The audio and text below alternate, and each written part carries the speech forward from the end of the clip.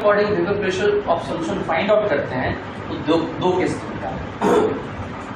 एक केस में non volatile solute होगा और वोलेटाइल सॉल्वेंट होगा। दैट मींस कि अगर इसको हम लोग हीट करें तो वेपर में कन्वर्ट नहीं होगा सॉल्यूट और सॉल्वेंट वेपर में कन्वर्ट हो जाएगा। यहाँ पे दोनों सॉल्यूट और सॉल्वेंट है, वोलेटाइल है, दैट मींस वो वेपर में कन्वर्ट होगा। अब लेट्स सपोज दैट Na जो है मोल ऑफ सॉल्वेंट है, Nb जो है मोल ऑफ सॉल्यूट हमने लिया है, P0A जो है वो प्रेशर ऑफ प्योर सॉल्वेंट हमने इसको माना है, एज्यूम किया है।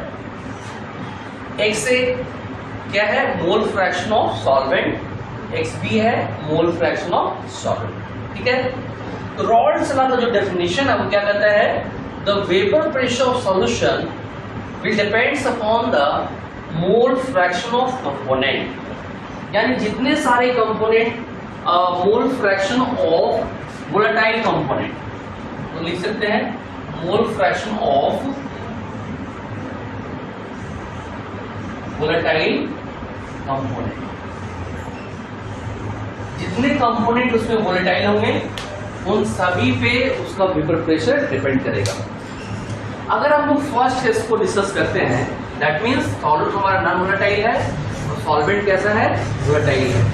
तो उसके अकॉर्डिंग रॉल्स लॉ क्या कहता है? The vapour pressure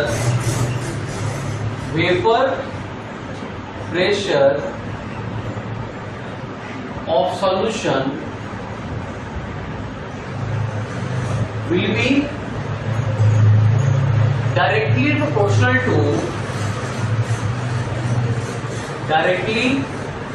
proportional to the mole fraction of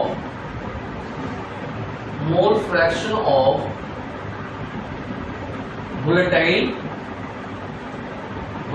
component, या कर सकते हैं मोल फ्रैक्शन ऑफ वोलेटाइल सॉल्वेंट। ठीक है, हमारा सॉल्वेंट वोलेटाइल है और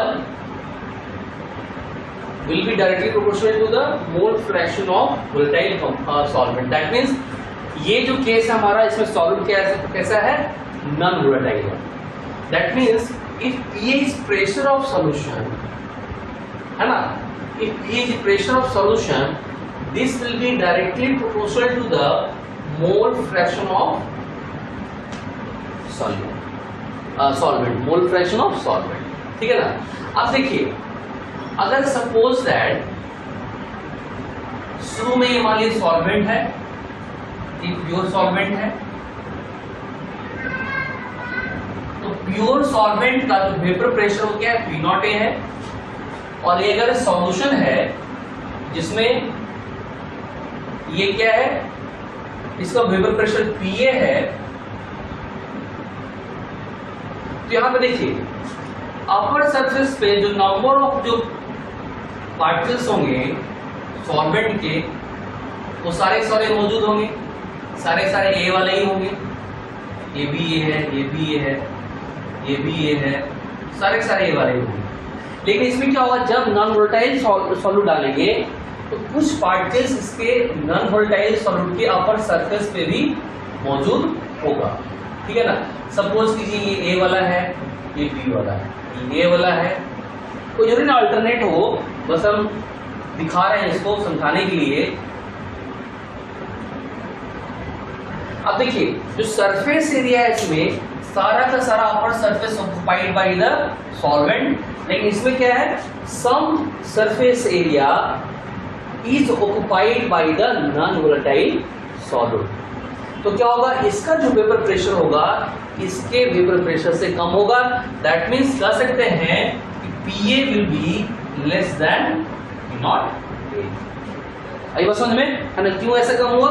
क्योंकि जब इसको हीट करेंगे तो जो वेपर प्रेशर में जो योगदान होगा, जो कंट्रीब्यूशन होगा, सिर्फ एक ही कारण होगा। तो यहाँ पे अपर सरफेस पे एक का पार्टिकल्स कम है तो वेपर प्रेशर भी कम होगा। लेकिन इसमें क्या है? इसमें सारा का सारा जो है वो सॉल्वेंट और वोलेटाइल है, तो सारे वेपर प्रेशर में योगदान करेंगे, उसको कंट्रीब्यूट करेंगे, इसलिए इसका जो वेपर प्रेशर है ज्यादा होगा, इसका जो वेपर प्रेशर है वो कम होगा। ठीक है। अब देखिए, अब इसको हम लोग इरेज कर रहे हैं।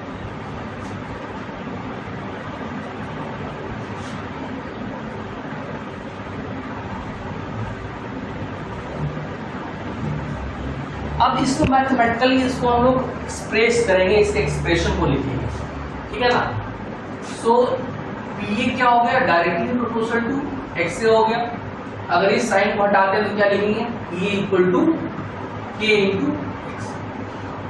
अब चूंकि इसमें सॉल्यूट जो नॉन वोलेटाइल है, तो जो मोल फ्रैक्शन होगा वेपर प्रेशर में सिर्फ एक ही कारण होगा, बी का कारण नहीं होगा, क्योंकि बी जो वोलेटाइल नहीं है, उसका कोई भी पार्टिकल्स मौजूद ही नहीं होगा वेपर प्रेशर में, उसके मोल फ्रैक्शन जीरो होंगे।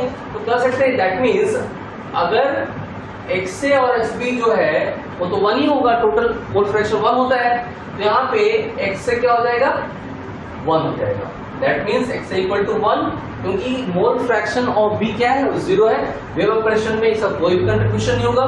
तो यहाँ पे अगर हम लोग इसका एक्स ए का वैल्यू 1 लेते हैं, दैट मीन्स क्या होगा, जो के का जो वैल्यू होगा क्या हो जाएगा, पी नॉट ए हो जाएगा। क्योंकि सिर्फ और सिर्फ वेपर प्रेशर में जो सॉल्वेंट है उसके अकॉर्डिंग ही जो प्रेशर डेवलप होगा, दैट मीन्स वो उसका जो वेपर प्रेशर और सॉल्वेंट होगा वो पी नॉट ए होगा। अब के की जगह पे इसको रिप्लेस कर दीजिए, तो पी क्या हो जाएगा, P equal to P naught A into X हो जाएगा, ठीक है। अब देखिए एक्स ए को हम लोग यहाँ से हटा रहे हैं, इसको हम लिख रहे हैं P naught A into 1 minus X B, 1 minus X B. ये क्या हो गया, P naught A minus P naught A into X B हो गया, ठीक है। अब देखिए, अब इसको हम लोग थोड़ा सा मैनिपुलेट करेंगे, है ना। ये क्या हो जाएगा, इसको P naught A minus P A लिखेंगे, P naught A into X, ठीक है ना। अब इसको इधर लाइए, तो ये हो जाएगा P naught A minus P A upon P naught A equal to X B. That means X B is what, X B is mole fraction of solute, non volatile solute. और ये क्या है, P naught A minus P A is lowering in vapour pressure. इसको क्या बोलते हैं, lowering in vapour pressure.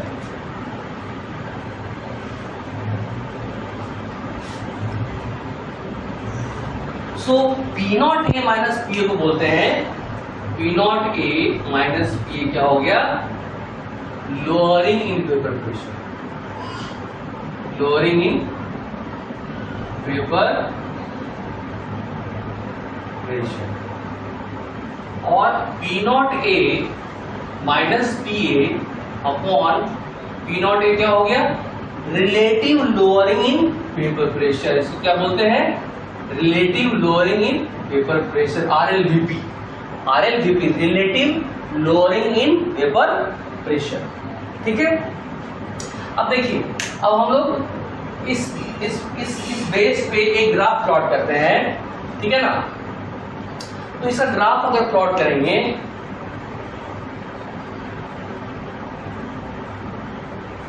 क्योंकि इसमें एक्स बी तो 0 ही होगा, वेपर प्रेशर में कोई भी ये नहीं है, इसका ग्राफ क्या होगा, स्ट्रेट लाइन होगा, है ना। ये सपोज कीजिए सॉल्यूशन पी ए है, और यहाँ पे एक्स बी क्या हो गया, एक्स बी क्या हो गया, यहाँ पे P naught A, P A equal to P naught A into X, है ना। अगर एक्स से 1 लेते हैं, अगर यहाँ पे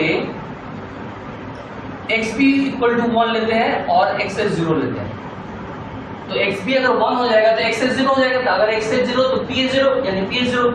अगर एक्स से 1 लेते हैं तो एक्स बी 0 हो जाएगा, यानी एक्स से जब 1 होगा तो वेपर प्रेशर क्या हो जाएगा सॉल्यूशन का, पी नॉट ए हो जाएगा, यानी उसका ग्राफ एक स्ट्रेट लाइन होगा, तो इस तरह से वो रिप्रेजेंट करेगा, ठीक है। अब देखिए, इस पे हम लोग एक क्वेश्चन कर लेते हैं, है ना।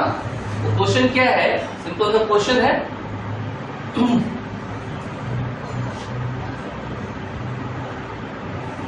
अच्छा एक चीज और, क्वेश्चन करने से पहले इसका एक फॉर्म और देख लेते हैं हम लोग, एक फॉर्म और देख लेंगे इसका। हमने अभी देखा यानी ये एक्स भी क्या है, this is mole fraction of solid,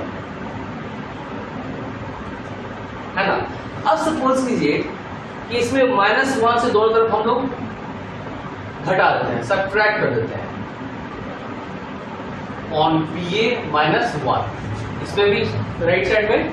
अच्छा इस XB -1 और XB क्या है, NB upon NA plus NB -1, ठीक है ना।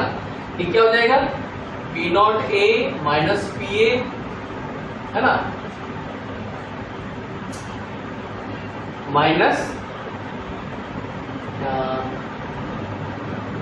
1 माइनस ऐसे करते हैं, ये हो गया,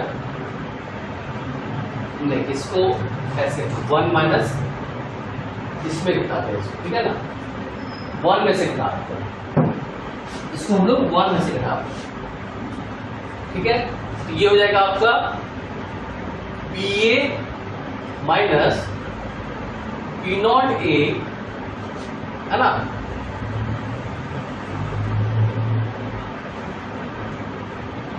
वन माइनस एक्स भी क्या हो गया, ये हो गया हमारा NB upon NA plus NB, ठीक है ना। अब इसको हम लोग पहले इसको हम लोग क्या करते हैं, उल्टा कर देते हैं, इसको लिखते हैं PA upon P0A minus PA equal to NA plus NB upon NB। अब सब्ट्रैक्ट करते हैं, है ना। अब हम लोग सब्ट्रैक्ट करते हैं इसको 1 से, इसको हम लोग 1 से सब्ट्रैक्ट करते हैं, ठीक है ना। तो क्या हो जाएगा ये, अच्छा सॉरी इसे P0A है ना, तो P0A हो जाएगा, है ना। सो ये हो जाएगा आपका P0A, है ना, minus PA minus P0A plus PA upon P0A minus PA equals to NA plus NB minus NB हो गया अपॉन NB हो गया। सो NA है तो ये क्या हो जाएगा, NA अपॉन NB हो जाएगा, है ना, ये कैंसिल हो जाएगा, हो जाएगा PA upon P0A minus P equal to NA upon N। So जो यूजफुल जो फॉर्मूला है हमारा ये वाला है, this is most useful formula, most useful formula, ठीक है ना। अब देखिए इस पे हम एक क्वेश्चन अब करते हैं, है ना, इसको आपने लिख लिया होगा, ऐसा अज्यूम कर रहे हैं हम। अब सपोज कीजिए एक सॉल्यूशन है ना, एक सॉल्यूशन है, उसमें यूरिया का सॉल्यूशन है और वाटर का सॉल्यूशन है। यूरिया जो है वो 30 ग्राम है और वाटर जो है वो आपका 45 ग्राम। ये नॉन वोलेटाइल हो गया, ये वोलेटाइल हो गया। अब कहता है find the lowering in vapour pressure, find the lowering in vapour pressure. तो क्या करेंगे, सबसे पहले आप मोल फ्रैक्शन निकाल लीजिए इसका, है ना, पहले मोल निकालिए यूरिया का। सो इसको हम लोग NB मान लेते हैं, NB हो गया 30/60, यूरिया का मॉलिक्यूलर वेट होता है 60, ये हाफ, और ये NA हो गया 45/18, ये हो गया 2×18 5/2 हो गया नंबर, ठीक है। इसका मोल फ्रैक्शन क्या हो जाएगा, XB क्या हो जाएगा, हाफ अपॉन 5/2 प्लस हाफ, यानी ये हो जाएगा आपका 1/6, और x से क्या हो जाएगा 5/2 अपॉन हाफ प्लस 5/2, ये हो जाएगा 5/6 हो जाएगा। आप देखिए कैलकुलेट कर लीजिएगा, 5/6 हो जाएगा। अब देखिए जो लोअरिंग वेपर प्रेशर निकालने से पहले हम लोग क्या निकालेंगे, पीए निकालेंगे। अच्छा एक चीज और इसमें दिया हुआ है, ये जो इसका जो प्योर सॉल्वेंट का जो वेपर प्रेशर है वो 300 mm है ना। वो जो है आपका P0A जो दिया हुआ है वो दिया हुआ है 300 mm दिया हुआ है HC, ठीक है। दैट मीन्स वाटर का जब प्योर फॉर्म में था तो इसका वैल्यू 300 mm है ना। तो पीए क्या हो जाएगा, पीए बराबर क्या हो जाएगा, P0A इंटू XA है ना। P0 क्या है 300 है और XA क्या है 1/2 है, ठीक है ना। तो कितना हो जाएगा ये तो P0A 300 और XA कितना है 5/6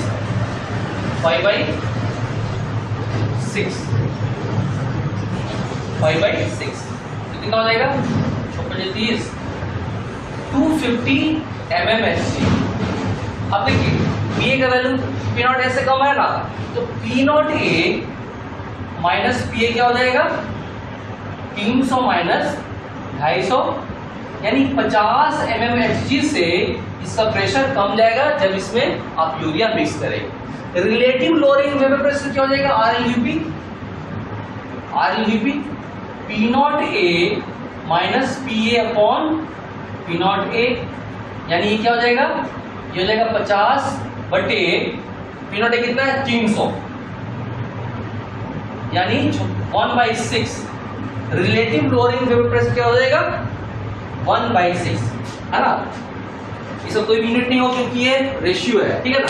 तो इस तरह से हम लोग रॉल्स लॉ का पहला जो केस है, दैट मीन्स जब सॉल्वेंट हमारा नॉन वोलेटाइल है और सॉल्वेंट वोलेटाइल है, तो इस तरह से हम लोग उसके क्वेश्चन को सॉल्व कर सकते हैं, ठीक है। अच्छा अगर आपको निकालना हो अगर हम लोग को निकालना हो क्या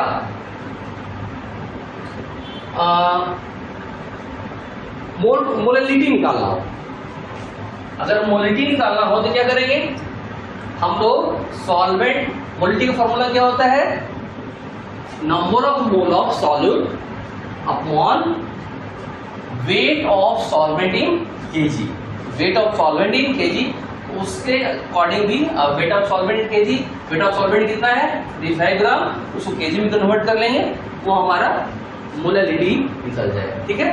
तो thank you student, so please like our video and share it among your friends. Please share my Arpan app and like my video. Thank you very much.